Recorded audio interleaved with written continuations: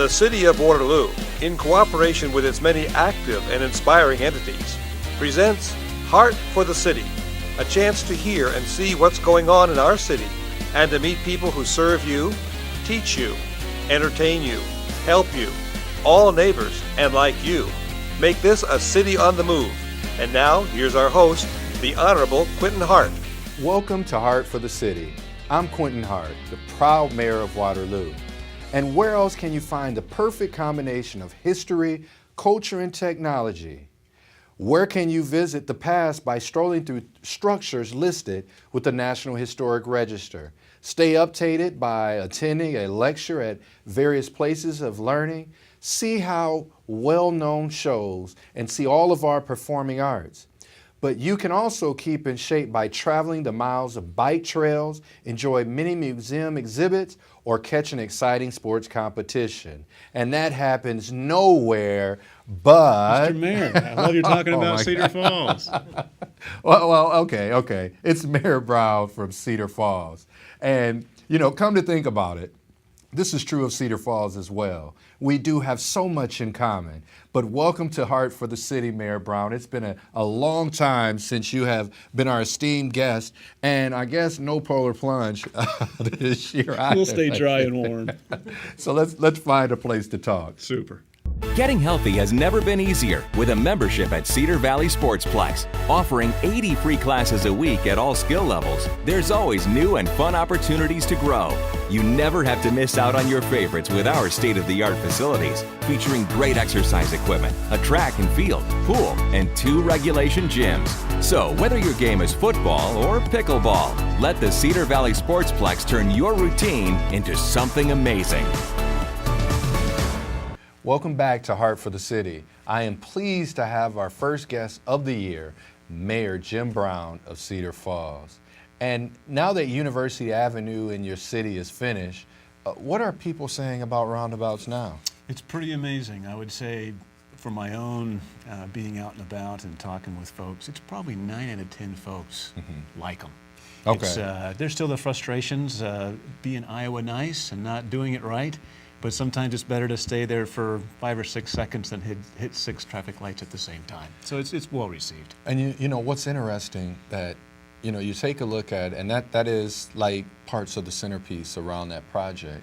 But what does the rebuilding of University Avenue do, period, to that entire corridor? Well, first and foremost, it's a new road, and as we both know, that state highway, old state highway, right, is greatly needed to have new pavement. That was probably the first appreciation that folks had. I think the second thing is almost ancillary, but it's come out probably the last year or two, and that's where business is being attracted.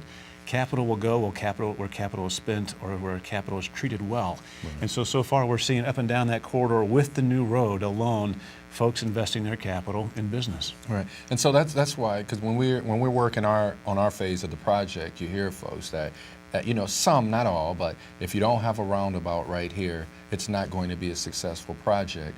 But I think you said where capital goes, where capital is treated correctly, you start to see the birth of something incredible. But I don't know how many other communities that are of our size that have connecting streets that are going to look like this. It's going to be the commerce center for so much activity.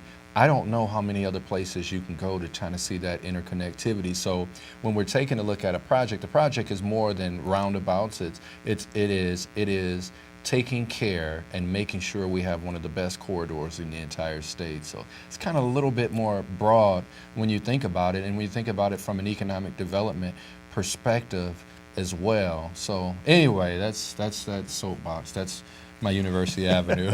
No, I like it because you're right. That work and that paying attention to that kind of investment, I think, again, is where that capital sees that, and they'll go there. I think you'll be amazed, even probably in part like many in Cedar Falls were, what kind of different businesses will come that you never realized would come. Right. So we're looking forward to it. I just wish our project was done. Oh, yes. I remember those days well. All right. And so we became friends after we completed this job, took on these jobs and these opportunities, but just a general question, how's the family doing? They're doing well. It's interesting. Wait, I know they're asking very technical questions will come, but man, how's your family doing? No, the girls are doing well. As you know, my wife teaches, and their lives go on too. When we first got elected, my oldest daughter, very shortly before that, got her driver's license. Oh, wow. So even though my life was changing because of a new job, our lives were changing because she got her license. And now, after the second term, now my oldest is going to Iowa State, and my youngest is driving. So as my life has continued down this journey, certainly as a whole, our lives are different inside the Brown family. I know. I called my 14-year-old maybe about a year ago. And like this voice answer, like, hey, hello. I'm like, who in the heck is this?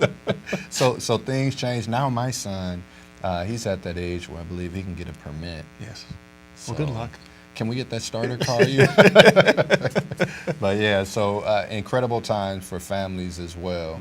Mm-hmm. I do have another question, because one thing about being mayors at our sister cities, how many different committees and boards are we both on? One of these days we'll have to sincerely add those up. The calendar gets full, but the neat thing about that is I tell folks early and often that when I first became mayor, the first thing they had me do is meet with the gentleman, because he was going to give me a check on behalf of the city. I had no idea why. It was part of the Community Foundation of Northeast Iowa.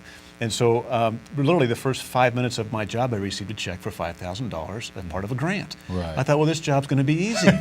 But I didn't know much about that funding world. So my point is that as I get involved, and we're involved together, and as we attend these things together, the network of great people in the Cedar Valley is really the benefit, I think, of being on all those committees. We may not be able to go to every single meeting, but as you go, you start to be able to connect dots in terms of daycare, which was a recent big topic, the meeting that we all had. And now we're going to have another meeting because we might be able to do something in our industrial park towards daycare. So connecting those dots, I think, is the benefit to me personally, but then also for the greater good of our cities in the Cedar Valley. And you think on the K through 12 educational levels, we're at our Leader in Me meetings, we're at our Greater Cedar Valley Alliance meetings, we're at there's representatives from both cities on our MPO, on our InterCog board, our Shared Services Committee. So there is so many different areas where we're at the same table, talking about both communities, but try to create a win-win winning situation for the entire corridor as well. No doubt. So that's what folks don't realize. There's probably not a week that goes by where we're not at some meeting where shared governance or shared opportunity, where we're meeting about what we can do things collectively as well. So I got to read this one. This is, I got to read it. Yeah, it says a prominent citizen reached out to us and said that Waterloo should buy Cedar Falls. Oh. Not in our budget. And that's why we're saying, they were saying that there may be some mutual ways to benefit in two-city collaboration. That's kind of what I had just explained. Mm-hmm. We're always at the table. Right now, we don't know what will happen in the future, but even a regional wastewater, who knows if it'll happen, mm-hmm. But I think it's imperative that we begin to ask the questions, what can we do better together? Mm-hmm. How can we share some cost in some of those areas? So there's a myriad of different areas that we're looking at, and hopefully, if those things work out, but to not have the conversation is ridiculous. I think the biggest challenge would be if it's Cedarloo or Waterfalls, if we do sort of a merger there. Yeah, how about we call it something else? All right, so I just had about 28 students come into the council chambers the other night, and we talked to our CVLI groups, and we've talked to some of our younger leadership throughout this entire community. As mayor and going into your third year, what are some of the leadership things that folks should know about when they take on opportunities like we've taken on or you've taken on? That's a great question. I think first and foremost for those folks that you serve with or you serve alongside, I think once those individuals know that you got their back, that you're working as a team, I think is very important. And I don't care if you're 5 years old or 105 years old, folks recognize that. Or 50. Or 50. Oh, it's me. So yeah, that's one of it, and it kind of goes that old saying: people don't care what you know until they know how much you care, and that's part of it. And so if you start with that sort of foundation, I think when the difficult times come along, different decisions and difficult decisions that come along, if you have that background there, I think that really helps the true leadership come out. Right. And then every now and then, leadership and situations can get rough, and you can find yourself in a lonely place sometimes. But I think having mentors or having people that you can communicate with so that you can give that honest conversation and get that honest critique back as well that you may not want to hear sometimes is important for that. And so I'm proud to see the CVLI in so many leadership groups with new professionals or young professionals or students out there, because it's going to make us even better moving towards in the future. But we are almost out of time. Oh, that's too bad. You got one quick parting shot that you'd like to say to the TV land? Well, there's over 1 million people that watch this. No kidding, that's fantastic. Oh, that is great. Now I'm nervous. No, I appreciate the Cedar Valley as a whole. We have our two cities, and I think we're working well together. I'm proud to call you a friend, and also you're one of those I reach out to from time to time. And part of that leadership and part of, I think, what the Cedar Valley can expect is that collaboration and at least that relationship to get things started. So, proud to call you a friend, and look forward to maybe a few more conversations this year as things come up. All right. So thank you, Mayor Brown, for taking the time to visit us. I know you're very busy, and those of us in Waterloo value the significant contribution the people and the entities in Cedar Falls provide, who, like us, make the Cedar Valley a great place to live, work, and play. So thank you again for your visit. Waterloo is blessed to have some very impressive higher educational institutions in the area, like the University of Northern Iowa, Hawkeye Community College, Iowa State Extension and Outreach, Wartburg College, and Upper Iowa University Extension, and so many more that's located a bit further away in Northeast Iowa. But there is another standout educational institution I have not mentioned. What is it? Stay tuned. Discover your past, present, and future at the Grant Museum District. Explore and play at the Bluedorn Science Imaginarium. This interactive science center provides fun, hands-on exhibits and live science demonstrations. Visitors can explore more than 90 different exhibits and marvel at the aquariums and enclosures that are home to a variety of amphibians, fish, reptiles, snakes, and arachnids. Enjoy both permanent and temporary exhibits at the Grant Museum of History and Science. Take in a planetarium show and learn all about the history of the Cedar Valley. Marvel at the Victorian elegance of the Snowden House and the Rensselaer Russell House Museum. Visit the Sullivan Brothers Iowa Veterans Museum and take in its traditional and interactive displays. Veteran stories are told throughout the museum's mini theaters, interactive maps, dog tag stations, and more. Visit gmdistrict.org for details, hours, and rates. Welcome back to Heart for the City. In 1925, the Allen Memorial Hospital and the Allen Memorial Hospital School of Nursing were opened. The school was closed as a result of the Great Depression. It reopened in 1942, and in 1989, the school became the Allen College of Nursing. To tell us more about this important institution renamed Allen College in 1997 is Dr. Jared Seliger, President and Professor. So welcome, Dr. Seliger. I don't know why that's so funny, but anyway, It's okay. I'm sorry, welcome. Good to see you again. So tell us a little bit about your background leading up to you becoming appointed president of Allen College. Sure. So my career background is actually in healthcare. I started as a nuclear medicine technologist. That's where I really sort of got my start, was in patient care. I was working in a patient care setting for about 7 or 8 years. At that time, Allen College was actually expanding their program offerings. They started some new tracks with the Bachelor of Health Sciences degree. One of the tracks was nuclear medicine technology.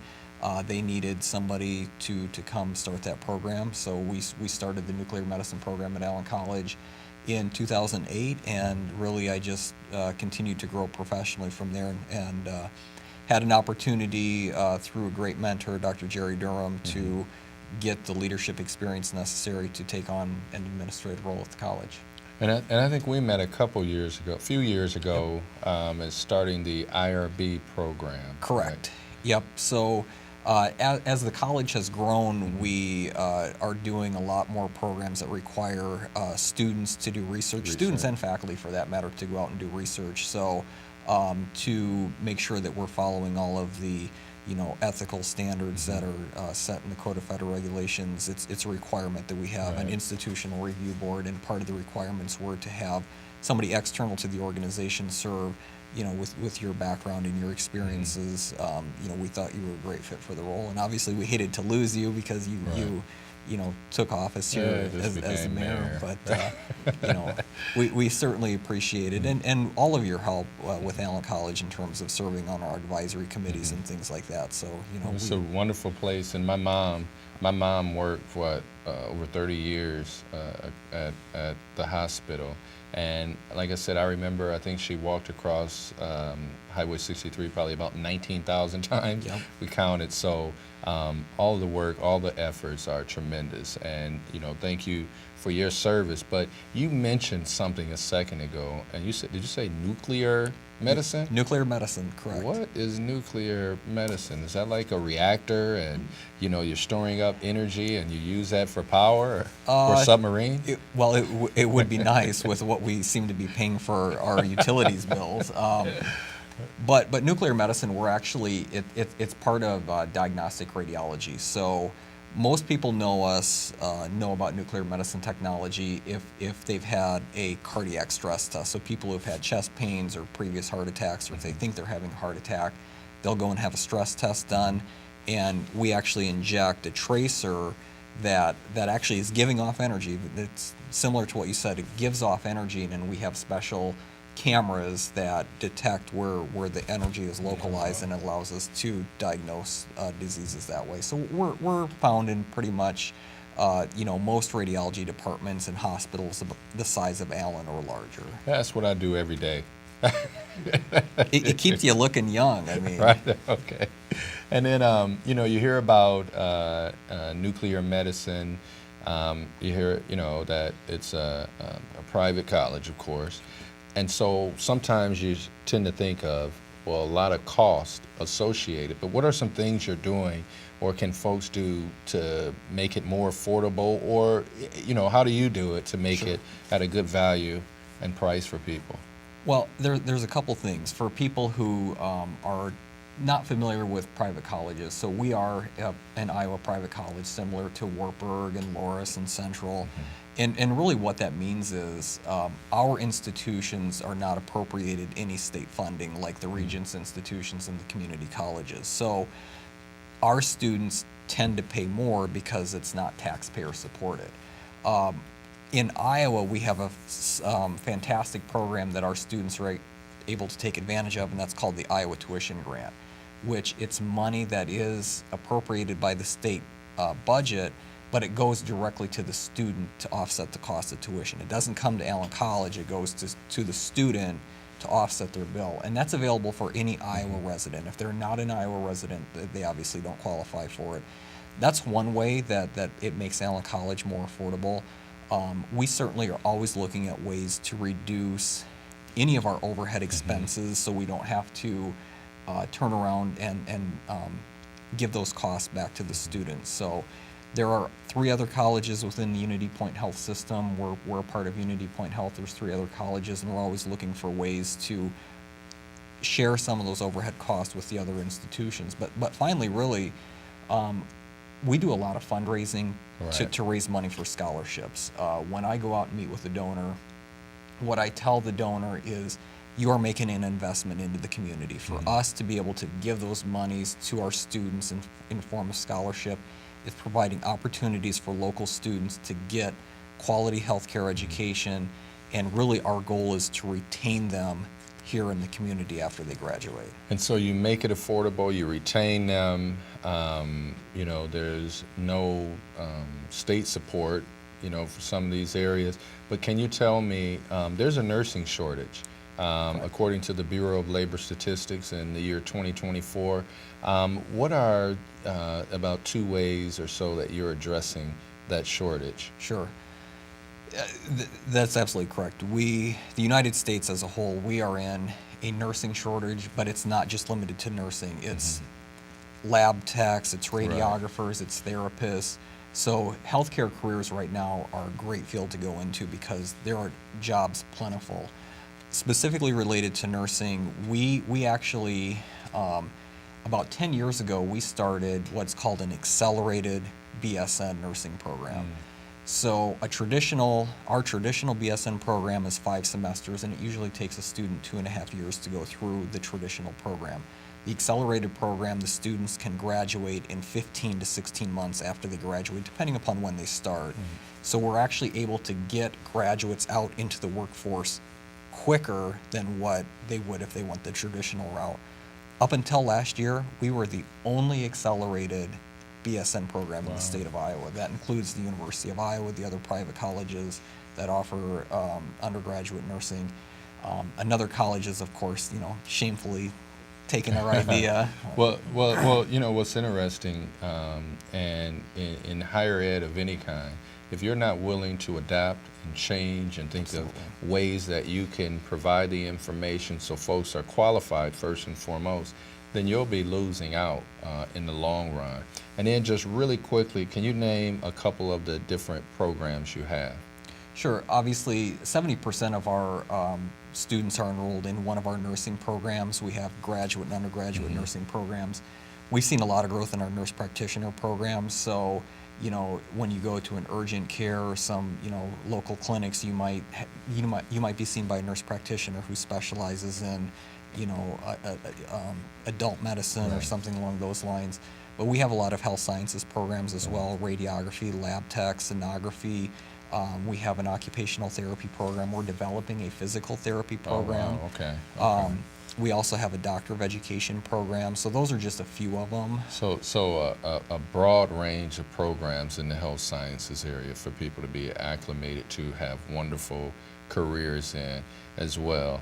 And then if you can just tell me really quickly, because we're almost out of time, and I hated to put this last, but is a program or two that you're working with to increase the diversity in your nursing program as well? Absolutely. So a couple different ways that we're trying to do that. We have a great partnership with the Waterloo schools, and with Mayor Brown just being here as well. Cedar Falls as well. We're participating in their CAPS program through the Cedar Falls School. But we work with Dr. Lindemann and her group at the Career Academy here for the Waterloo schools. We send Dr. Doreen Mingo there to teach some nursing classes for the high school students. We also do a summer nurse and health professions camp where we take area high school students. For the graduation too. Yep. So you know that we are really trying to give opportunities for students who, you know, might not think that they have the opportunity to go into healthcare or even go to college for that matter. I say it's a win.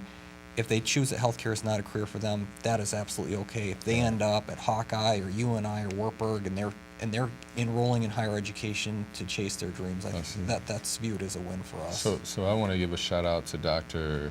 Doreen Mingo too for all of her work in this area, and Dr. Durham, and now that you're here, but thank you, and continue to make sure you keep that class with multiple multicultural students. So thank you so much for taking time to let us know about the exciting things going on in the field of health and science and nursing, particularly at Allen College. We're proud to have such an exceptional institution here in Waterloo. To quote Dr. Seliger, healthcare is very much a service industry, and I want our graduates to be thought of as people who genuinely care. And that's what's important. Our healthcare system is here to take care of people. And that's well said. And anyone who has had to experience our local medical facilities knows firsthand that we certainly get great care. Many people serve the Cedar Valley in various important and necessary functions, but few do it for more than 50 years. Who has provided service to the community for that long? Stay tuned. We'll have to find that answer after this. Traveling to Waterloo is easy. Waterloo Regional Airport, served by American Airlines, offers daily service to Chicago O'Hare with connections to over 700 destinations worldwide. At Waterloo Regional Airport, you'll find friendly ticket agents and helpful personnel so you can fly through security. And with close-in vehicle parking at only $5 per day, Waterloo should be your airport of choice. Waterloo Regional Airport and American Airlines, your partners in air service from the Cedar Valley. Firefighter, fire rescue chief, county emergency management and homeland security coordinator, and county supervisor, leading a life of education, hard work, and service to the community, and now retired for approximately 10 days is Frank Magsamen. Welcome, Frank, and thanks for coming today. Absolutely. All right, thanks for having us. You know, it's been said that you've had 3 careers in public service. I don't know too many other people with 3 careers in public service. Can you tell us about that? Well, I was working at John Deere's and then had an opportunity to join Waterloo Fire Rescue. Okay. That was back in 1967. And there's been a dramatic change in Waterloo Fire Rescue since the time that I started there. This was just prior to the rebuilding of fire stations as they're located now. So I built 5 new fire stations in 1969. So the services, you know, when I come on, was focused on firefighting. As it progressed through, we had the opportunity to take on the paramedic program at Waterloo Fire Rescue, and that certainly was a change that enabled us to provide a great service and meet a real need within our community. So as we went through that in the early 90s, we took on many other services, high-angle rescue, hazmat. We formed a regional hazmat team, and then we formed the regional hazmat training center out on Newell Street. Right. Got a federal grant to do that. And we built the department based on what's the needs in the community and how best we could serve them. So it's been focused on providing the best quality service that you possibly can in Waterloo Fire Rescue. So I had an opportunity to advance through the ranks in fire rescue and serve as chief starting in 1994 and served until 2001. So that was extremely beneficial for my part to be able to serve the community and to provide those quality services that the firefighters provide to the community. So that has certainly been, where I spent 34 and a half years in that department and seen a lot of changes, and they've all been positive. So it was 34 years in the department, and then 8 as fire chief? No, that was included in 34 years. Sorry. No pun intended. From there, when I retired from there in 2001, I had an opportunity to serve as the emergency management coordinator here for Blackhawk County. And after being in there just a few short months, 9/11 occurred. And so there was a real focus on providing training and public or safety equipment for law enforcement, fire, EMS. So we had a lot of opportunities to provide training, provide equipment coming through federal grants.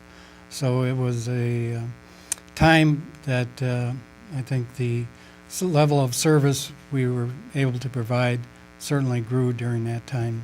Those 5 years I was the coordinator for emergency management. And so, I'm sorry. Go ahead. So it was right after you had taken over the 9/11 had happened? Right, or? I think took over in August and that September 9/11. Oh my gosh! Wow, wow, and that changed things dramatically, right? Yes, it did. Yeah. So a lot of focus on, as I mentioned, training, getting the proper training through the federal grant system and through the state of Iowa. We're able to provide a lot of training to first responders here in Blackhawk County. Right. And so, with that experience, and then the transition into the county supervisor. Why did you run for county supervisor, if I can ask? Well, I did have a number of people approach me. Mm-hmm. You know, you run for office, and sometimes people ask you to run for a position. They don't ask me to run. They tell me don't run. Don't run, yeah. Well, some people ask you to run. Yeah. So that was emphasis for me to look at that. I made a decision to run in 2006, was successful, and started taking office in 2007, and been there for 12 years. And it's been a great opportunity to look at county services and how we can provide the best quality service to the citizens of Blackhawk County. So, you know, we developed the 2028 plan. Back then we thought, when's that ever gonna, 2028, when's that gonna arrive? Well, it's getting closer and closer. Right. So we've looked at that plan, we've upgraded it, and it needs upgrading constantly. But I think as you plan for the services that you're providing to the citizen, you need that guidance through a plan that you focus on, and that's how you make your decisions based on that plan. Hey. We've had real opportunities to change how our county roads have been funded, bridges. We've had to replace, with the floods of 2008, right after I come on in the department, we made a lot of advancement in providing mitigation throughout our county buildings, relocating them out of floodplains. And then we've also had an opportunity to replace bridges based on the need from the floods, bike trail bridges. So there's a tremendous amount of work to be done at the county level that enhances the day-to-day life of citizens of Blackhawk County. So public infrastructure, flood mitigation, a myriad of different things that you've been engaged in. There's one area about mental health. Can you talk about that impact? I certainly can. When I started on the Board of Supervisors, I met with Bob Lincoln, who was providing the services here in Blackhawk County. We looked at how we could better provide those services by looking at regionalization. We did that. We developed 5-county regionalization. And as the state looked at this, they seen ours as a model. And so they've gone to regions now. There are 15 mental health regions in the state of Iowa. And Blackhawk County currently is part of 22 counties providing mental health services. When we looked at this, we also were involved with the detention center, and we started the crisis stabilization center out there, first in the state to do that, where we help individuals that are not acute mental health individuals, but that we can help them out there by giving them proper treatment and also putting them in contact with caseworkers so that they can follow their needs. We're moving up to now, they're going to start out with subacute, and then we're also going to be moving into an access center where individuals, rather than going to the police station, emergency rooms can be dropped off at the training or the detention center out there, which has 3 phases out there now.